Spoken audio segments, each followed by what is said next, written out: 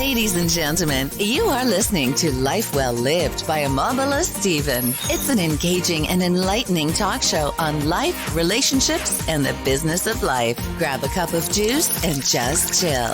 Life Well Lived by Omobola Stephen. Live life. Live fully.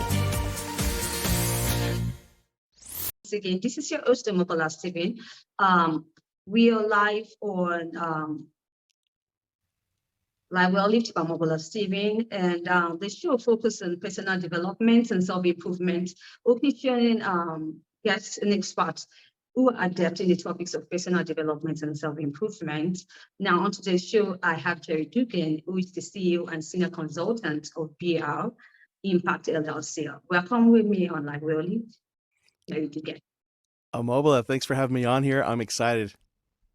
Excited to have you on the show once again, Jerry. Now, looking forward to what right time I'm going forward. Jerry will be talking more about personal development, which is the focus of the podcast episode. Now, is there anything like having parameters and meeting goals when it comes to achieving one's strengths without losing one's faith? Yeah, it's something I've come across in my years of, serving in men's ministry, being a leader myself, that we pursue what we think is success. You go to school, you get these great grades, you get a certain type of degree, you get a certain type of career, and your career is only successful if you find yourself getting promoted into leadership roles, because that's when you make the big bucks, right? You've arrived when, people call you boss and you're hiring and firing people. But then you find out that there's this expectation that you put in more time at the office, and people just start pouring into you this idea that there's a price to be paid for this success. You got to work longer hours than everybody else, show up first, leave last. You got to sacrifice yourself so that you can move ahead. And in the end, I've seen a lot of leaders go through that process and they lose their faith, their purpose in life kind of just gets jaded, or their family relationship gets strained. My wife and I, we've got family members who did pursue that kind of success, whether it was monetary success, whether it was a 2-story house with a picket fence, the so-called American dream, or just to get that promotion to a point of status. And in the process of doing this, they kind of lost sight of the things that mattered most, and that was the family relationship. And so we've seen, uncles, we've seen friends lose their family because the family says, we don't know you and we don't have a connection with you, and we feel that you have other priorities that isn't us, so we're going to move on without you. And so now you've got this guy who probably started with all the intentions of providing the most for his or her family, but now is without the family that was the purpose behind it all in the first place. So Beyond the Rut and BtR Impact is about how do you succeed in your career or business and not lose your faith, don't lose your family, don't lose your health in the process. So have it all. And I've been reading a lot about, there's no such thing as work-life balance, or there's no such thing as balance. And I counter that and I say there is. It's having alignment. That's the balance we're talking about. And that's really what balance is. It's an alignment of weights so that everything is nice and even keeled. And when one of those weights gets more heavier than the other and it gets out of alignment, then things start to fall apart. So it's not a matter of about equal time and equal effort in each bucket of your life, but it's about having the fulcrum in the right place so everything's in alignment. So that's my big push for, finding success that makes sense for you and have your faith, your family, and your health in the process. All right, good to know that. Now, what are some of the telltale signs that really proves to us that we are stuck in a rut? And that's some important shifts that we need to make in order to effect changes. Yes. So you just kind of feel it in your gut. You wake up in the morning and you dread getting ready for work. That's probably the first thing. Like, oh man, it's Monday. I'd rather just go back to bed. It could be depression, and if so, you may want to see somebody about that for professional help. However, something to also consider is, why is it you dread getting up in the morning to go to work? If you get paid well, if you're in a good position, it's the thing you've been pursuing your whole life. There could be a rut going on, maybe at the office, but maybe somewhere else. Maybe it's, you just look forward to the whole day and at your schedule, And it's not just work. It's, oh man, I've got all these family commitments as well. And you just feel overwhelmed. And you don't see an end in sight. And I think that's the biggest difference with feeling stuck in a rut, is that you're just automatically doing these things. You're getting up in the morning, you're dreading work, you're dreading the day. You don't see any difference, any change happening. This is just the way it is. So that almost surrender to a mediocre life, almost a surrender to, I'm never going to achieve my dreams. This is the life I've got. And that, in my opinion, is not the way to live. You know, our goal in life is not to get to the grave as safely as possible. Um, any one of us really wants to make an impact in some way, shape, or form. And it doesn't mean we have to start a multi-billion-dollar company and get into headlines.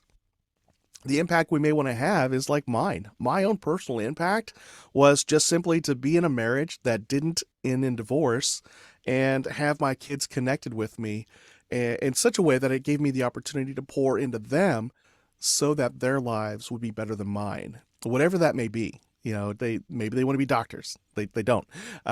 Maybe they want to be artists. Great. How do I help them get there to succeed and have that all driven by themselves? So that's kind of the difference between being stuck in a rut and not, is that you wake up in the morning and you're excited when you're not in a rut. You look forward to changing things and making the world a better place when you're not stuck in a rut. But when you're stuck in a rut, it's just same old, same old. And there's no light. There's no hope. There's just, I got to go do this. And it's never going to change. And if that's where you are, then, you know, good news is, if you want, there's an opportunity to change. All right. And Jerry, Lily Pulitzer once said that happiness doesn't go out of style. My question to you is, what's your definition of happiness? What were you taught about happiness while you're growing up? Or when that changes, about what you learned, what have you found out lately about happiness? And if happiness is truly temporal, like everyone says, so why should I choose happiness above other things? Mm-hmm. And so it's that nebulous thing, right? Happiness. Like, I just want to be happy in life. And, we all want that. We all want to look back at life and say, yes, I enjoyed what I did. I felt good the whole time. Life is going to have its turmoils. It's going to have its challenges. However, we tend to think that, and we're taught this, that, if you just look at commercials, for example, commercials on television really play into our fears in our society. For men, it's being powerless. And so a lot of commercials are about, if you want to be happy as a man, you got to be powerful, you got to have strength. And so how do we market to you? We market to you with men who are chiseled and muscular. They're slender. They drive pickup trucks that climb up a mountain and just spray mud everywhere. If you want to be a cool guy, a cool man, it's all about the beer. And if you have beer, if you have our particular brand of beer, then these pretty women show up and they enjoy your company. And it's like all these weird mixed messages that we get on what happiness is. For women, it's makeup. If you want to look younger because your value is not being an old, experienced, lived person, your value apparently is being young and attractive to men. I don't like it. I've done my best to help my daughter see that her value is on the inside, not from the outside. But that is how we're marketed to. And so a lot of us seek happiness through external means. It's the paycheck, it's the job status, it's the car, it's the house, it's the makeup, it's the beer, it's the clothes we wear. None of that makes you happy because happiness really is an inside job. And happiness is being content with who you are and also desiring to be better than you were today. Tomorrow to be better than you were today to be better than you were yesterday. So it's that balance, or that fulcrum of, I'm happy with who I am and where I am, and I want to make things even better. But that starts on the inside. And one example that always comes to mind is, I remember a couple jobs ago, I'm traveling for work. A coworker of mine is on the same trip for different reasons on the other side of the trip. We've done our jobs. We're coming back to our hometown and our flight gets canceled. There's a thunderstorm. Flight is delayed initially, and then ultimately it's canceled, and we can't get on another flight until the next day. I see that situation, and I'd love to get home to my family.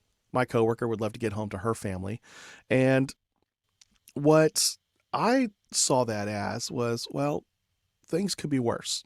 Yes, not optimal that I have my flight canceled. However, I have a flight for tomorrow morning at 6 a.m. I'm going to be home before it's time to go to the office, and I get to go to the office later because of this delay. On top of that, my workplace has already put me up in a hotel, and it's paying for my transportation, dinner, and breakfast. This is great because I chose that. That's how I framed it in my mind. That's how I decided to look at the circumstances. And I was looking at the lines of people trying to reschedule. And so many people were looking at it as, woe is me, this sucks, I can't believe this is happening to me. And I'm thinking, if they just looked up and looked around, they'd realize this is happening to everybody. There are multiple flights getting canceled. There are thousands of us stranded for the night. My coworker, that's all I heard her talk about the entire time. Everything was exactly the same. Same flight canceled, same flight the next day, same hotel, same transportation to the hotel, all the same things. What I had to experience on the way to the hotel, though, was her complaining the whole time that this happens on every trip. She's not sure she's going to get her luggage back. All the things. And what if we get to the airport tomorrow and it doesn't come back online and we're stuck again? And I'm thinking, wow, we're going through exactly the same thing. We're seeing it in two completely different ways. And it just reminded me of a book called The Happiness Advantage by Sean Achor. Have you read that? Oh man, I recommend that book. Sean Achor, he's a positive psychologist, and he talks about how, same thing I'm saying, happiness is an inside job. You choose that happiness, and then success kind of comes to you. People are drawn to your happiness. People are drawn to your positivity. And because of that, you show up a different way. You show up interacting with everybody in a way that's encouraging and trusting. People are willing to do things to get your job done, to get your goals met, because you already showed up happy. And it's kind of like law of attraction, but different. It's just the way you show up. I'm showing up happy. I'm showing up joyful. I'm showing up confident, with a positive outlook. And that's allowing me to connect with people. And because of those connections, people are doing things to help me move my needle forward. And I'm doing the same thing for them. And so, like, everybody's ships are rising with the high tide. All that to say, that's why I'm a big fan of happiness starting from the inside, happiness being a choice. It is an inside job. I just wrote in my journal this morning. It's really not my journal. It's a notebook I'm writing for my daughter. She's 19. She's going to turn 20. Short version is her church had done this, like, let's write affirmations in this notebook and hand it to somebody. Well, a few people wrote some affirmations, handed it to her, and I thought, what if I just filled out the whole notebook for her and filled it with affirmations and gave that to her? And this morning I wrote about how happiness is an inside job, and that I see that in her, that she has a lot of things that have gone for her the wrong way, and she chooses happiness and just makes the best of it and is making the best of it. It's just, you can go through hell, and if you choose happiness, not a Pollyanna, all things are rosy, but just sort of accept the situation, see the silver lining, and go make the best of it, you're going to come out better than somebody who just takes the victim mentality and embraces that instead. One of you will move forward, the other will not. Jerry, what are we getting wrong about resilience? Now, I have other two questions in one. What makes some people more resilient than the others? And now, why is it very important for us to be able to bounce back when it may not even seem that easy? Talking about resilience. Yeah, same thing. And happiness being a choice and resiliency both really go hand in hand. It's you got the victim mentality, the one who feels and believes that life happens to them. And then you have those that have that growth mindset, that firmly believe that, yeah, things happen in life, but I'm happening to those things. Or I can take those things that have happened to me and leverage it so that those things are happening for me. And, similar to that story about, being delayed on that flight, if I go back many years when I was 11 years old, my brother was 9 years old, my parents divorced at that young age for us, and we stayed with my dad. And what we did not expect was that my dad started having suicidal ideations and was starting to act out, and we would catch him in time. So here we are at 9 and 11 years old, stopping my dad from dying and preventing suicide. Um, and sadly, we had one of two ways to go from this kind of thing. Like kids who go through divorce, kids who go through a traumatic event like this, either choose to bounce back or they succumb to what most kids do, and that's drugs, alcohol, promiscuous sex, high risk behaviors type of thing.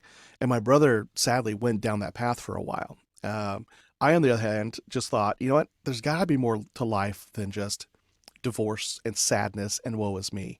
Because I'm looking around and I see what my friends are doing, and they have hope for a better future. They're striving for college. Their parents are still married. They have happy, healthy family relationships. It's possible. And I just got to choose that for myself. And it's weird. Resiliency kind of starts with that choice. I'm going to get up today. I'm going to take one step. Yeah, today sucked or yesterday sucked, but I'm going to get up. I'm going to take one step. Um, I don't know if the Army helped ingrain that even more in me, because I remember in the early weeks of basic training, we're all dog tired.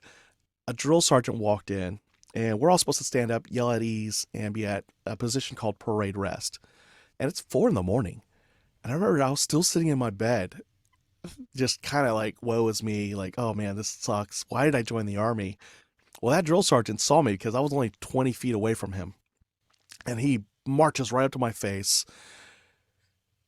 And I realize what's happening. I finally stand up, get to parade rest, because I realize everybody else is in that position except me. And he's like, are you too good to get to parade rest? What's wrong with you?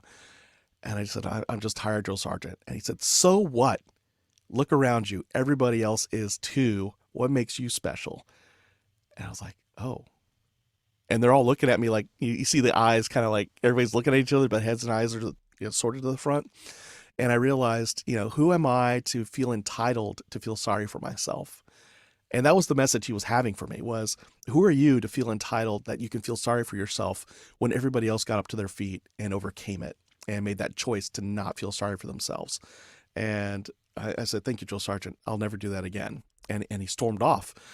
He said some other things that I cannot say on the air, but the message was made that, who are we to feel entitled to feel sorry for ourselves? And then who do I really hurt by feeling sorry for myself? I don't hurt Omobola. I don't hurt my boss that I used to have. I don't hurt anybody by feeling sorry for myself except myself, unless other people are counting on me. And so resiliency, it is very important to get back up. Choose that happiness, choose to get back up. There's a book that's on my list to read this year. Fall down 7 times, get up 8. Thomas Edison he apparently failed at making the light bulb 999 times. Got it on the 1,000th time, and here you and I are surrounded by light bulbs now. It's just, there is power in getting back up and taking another step, learning from mistakes, and just choosing that I'm going to make the best of what just happened. And for me, it's worked in my life. I've gone from having no hope in life at 11 years old to, since 14 years old, striving to be a better me every single day, really, so that my kids have a better life than I did and know nothing else, but at least understand where I came from. And my hope is that their kids are better than them. And in the end, somebody asked me once, what does success look like for your life, Jerry? And I was like, I'm never going to see it because I'll be dead. So what I'm striving for is my grandchildren and great grandchildren to essentially break a family tree tradition of victim mentality. And if I could do that, that is my intent. That's my purpose in life. If any of my kids want to take on that mantle and carry it on, or grandkids, go for it. But I'm doing my part, my mission, and it's just worth going after. And that's my version of success that I'm going after. Thank you once again, Jerry Dugan, for your insight on today's show. Now, one of the major topic highlights is servant leadership. Now, let's talk about servant leadership as a way of life. How can I apply as a person now to the audience of Life Well Lived by Omobola Stephen? How can we apply servant leadership, in our daily lives? Nice. Now, there are folks who hear servant leadership and they automatically think I'm talking about Jesus Christ, that he had his disciples, he's supposed to be the King of Kings, Lord of Lords, all those things. And so essentially, Jesus was entitled to be served by his disciples. And there's a famous passage of scripture. I don't know if it's famous to everybody else, but it's in my head. It lives there rent free. And that's where he kind of takes his robe off, ties it around his waist, and he gets to the feet of his disciples and he washes their feet. That's a huge thing because essentially he is saying, I am beneath your feet. I am cleaning your feet. I am doing a thing that servants do for their leaders, their masters. And here he is. He's the leader and he's doing that for the people who are following him. And then he gets up and he says, now do that for each other. Do that for do that for each other. And so there's this call to serve each other as leaders. And it's just, that's one example. But before I even became a Christian, I got an example of servant leadership when I was in the U.S. Army. That every sergeant I worked for who was worth his or her weight in gold always made sure that I ate first. So if we went to breakfast, if we went to lunch, dinner, didn't matter. My leader would always make sure that I was fed. Dugan, have you gone to the chow hall yet? Have you had your meal? No? All right, go get lunch, come back, relieve me, and then I'll go get food. And it's like, no, Sergeant, you go ahead. You've gone all day. And it's like, no, that's my choice. My job is to make sure you get fed. And then we'd have these arguments. So especially my first sergeant, my first leader, because he was also my best friend in Germany. He wound up having to put me in a push-up position because I was arguing with him in front of other people. And he said, Dugan, it's lunchtime. We're at work. I'm your boss. I just told you go eat first. You go eat first. And I was like, you got it. And then he explained to me later on, it's because if my soldiers are taken care of, their basic needs are met, their sense of belonging and feeling safe are met, soldiers will do the mission. They'll take care of the people who need to be taken care of. They'll just do the things that need to be done. And so by serving others, you meet somebody's needs, but you also build trust that you as a leader, you as a person, as a friend, as a neighbor, you have somebody else's best interest in mind when you're taking on a servant leadership type of approach. There's a group called the Arbinger Institute, and they wrote a book called The Outward Mindset. And it even gives you this diagram and questions to ask yourself to make sure that you're thinking about your customer, you're thinking about your coworkers, your employees, and yourself. And so you're outwardly serving others. And by doing that, you're finding success for yourself as well. So it's, so we're tying that all together. You're choosing to be happy. You're choosing to get back up after a fall, and you're choosing to help other people succeed. All that comes back together to help you succeed in your career and your faith and your family. All right, that's some top work you got here, Jerry. Talking about, being a leader and also assuming the position of a servant. Tough one indeed, but I think that that's what life is about, right? Taking the humility part. Yeah. Yeah. Thank you once again, Jerry Dugan, for your time. Jerry, do you have exciting news you'd like to share with the audience? Yes. Any project in the pipeline?